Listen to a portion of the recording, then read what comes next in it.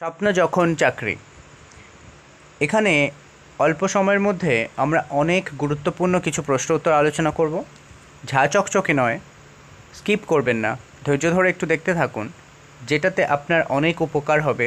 আর অল্প সময়ের মধ্যে আমরা অনেক বেশি প্রশ্ন উত্তর করব, সময় নষ্ট না করেই।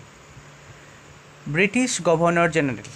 তাহলে ভারতের মধ্যে প্রথম ব্রিটিশ গভর্নর জেনারেল হলেন উইলিয়াম বেন্টিং। এই উইলিয়াম বেন্টিংয়ের সহযোগিতায় রাজা রামমোহন রায় 1829 সালে সতী প্রথা বন্ধ করেন।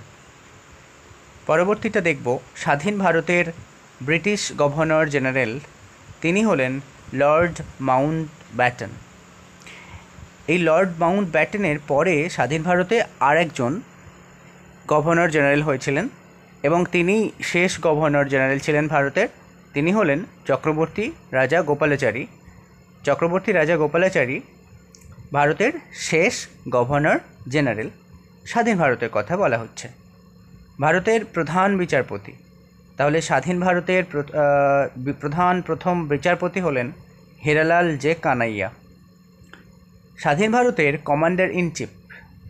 স্বাধীন ভারতের কমান্ডার ইন চিফ হলেন, ইনি কিন্তু প্রথম কমান্ডার ইন চিফ স্বাধীন ভারতের, জেনারেল KM কারিয়াপ্পা।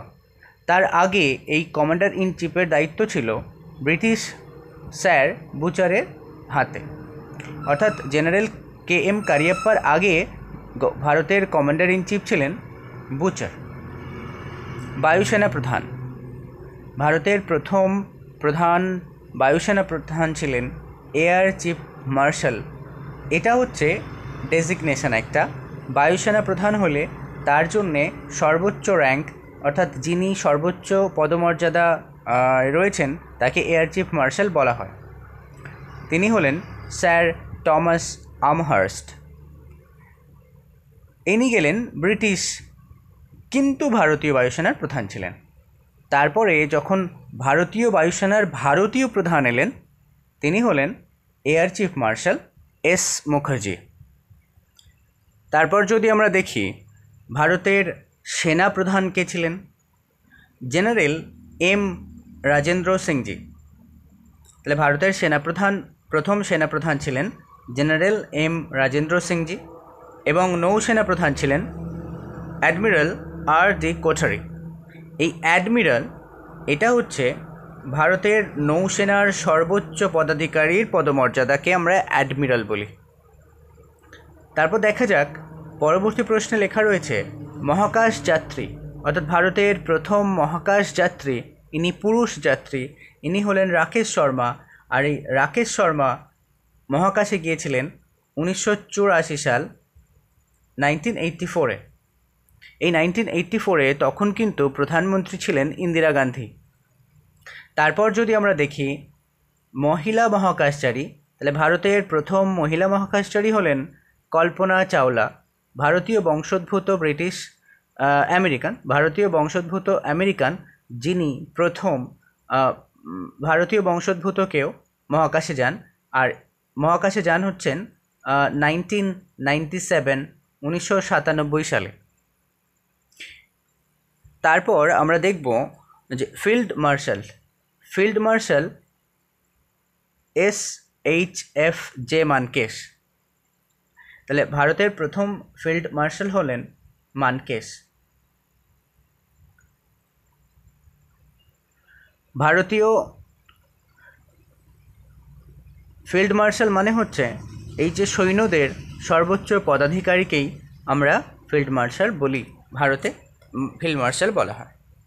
মুখ্যমন্ত্রী চলচ্চিত্রাভিনেতা, অর্থাৎ এমন একজন অ্যাক্টর যিনি মুখ্যমন্ত্রী হয়েছিলেন ভারতে প্রথমবার, তিনি হলেন MG রামচন্দ্রন।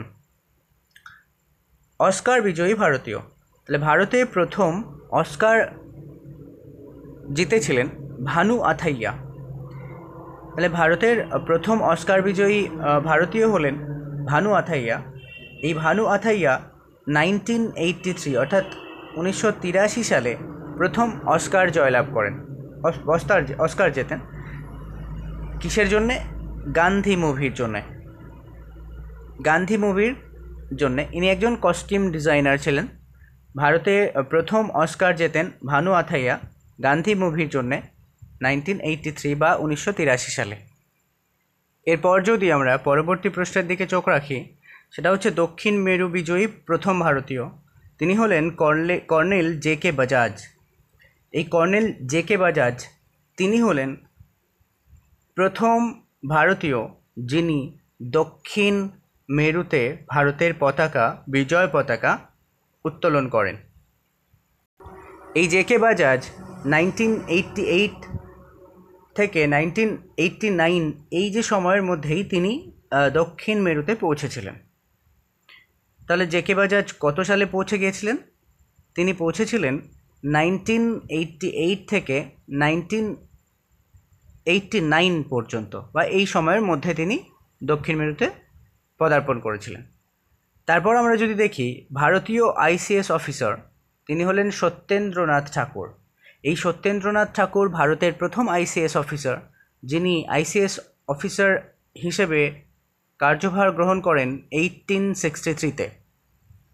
তারপর আমরা যদি দেখি ভারতীয় কাউন্সিল, এক্সিকিউটিভ কাউন্সিলে ভারতীয় সভ্য বা সদস্য ছিলেন এস.পি. সিনহা, যাকে সবাই লর্ড সিনহা বলে চেনে, বা তিনি বেশি লর্ড সিনহা নামে পরিচিত ছিলেন। ইংলিশ চ্যানেল বিজয়ী ভারতীয়, ইংলিশ চ্যানেল বিজয়ী ভারতীয়, এক্ষেত্রে পুরুষ এর কথা বলা হচ্ছে, তিনি হচ্ছেন মিহির সেন। এই মিহির সেন তিনি ইংলিশ চ্যানেল পার হয়েছিলেন 1958, অর্থাৎ 1958 সালে।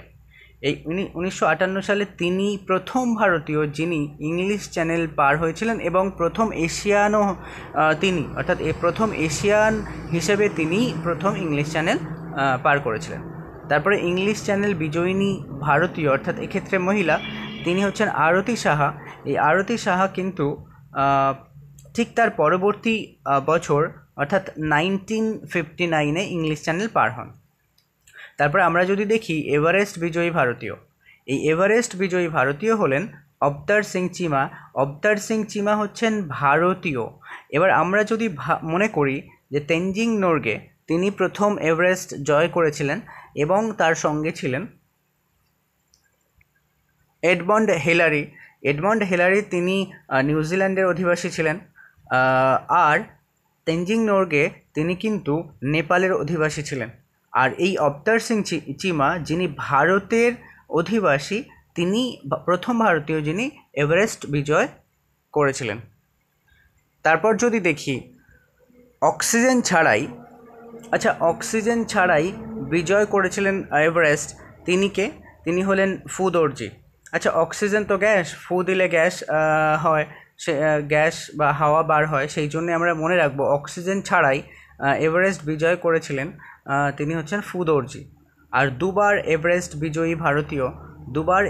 বিজয়ী ভারতীয় হলেন নাওয়াং গম্বু। দিল্লির সিংহাসনে প্রথম মুসলিম নারী, তিনি হলেন সুলতান রাজিয়া। এই সুলতান রাজিয়া দিল্লির সিংহাসনে বসেছিলেন 1236 সালে, এবং তিনি 1240 সালে সিংহাসন হারিয়ে ফেলেন। অর্থাৎ 1236 থেকে 1240 পর্যন্ত সুলতান রাজিয়ার দিল্লির সিংহাসনে প্রথম মুসলিম নারী হিসেবে তিনি কার্যকাল পালন করেছিলেন।